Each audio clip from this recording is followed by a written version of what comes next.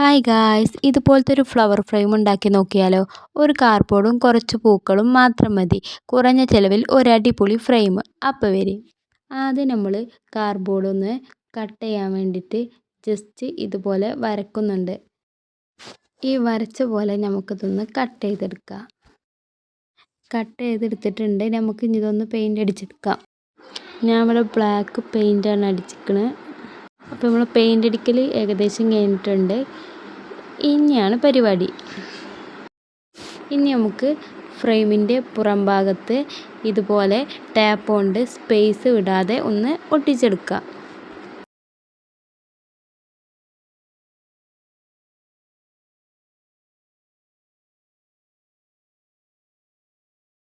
ഇനി നമ്മൾ ഒട്ടിക്കൽ ഏകദേശം കഴിഞ്ഞിട്ടുണ്ട്.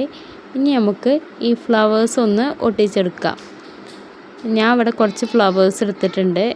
ഇനി നമുക്ക് ഈ ഫ്ലവേഴ്സ് ഒന്ന് നമുക്ക് ഒട്ടിച്ചെടുക്കാം. ഇതുപോലെ എങ്ങനെ ഫ്ലവേഴ്സിൻ്റെ അറ്റത്തൊന്ന് കട്ട് ചെയ്തിട്ട് ഇതുപോലെ ഒന്ന് ഒട്ടിക്കാം.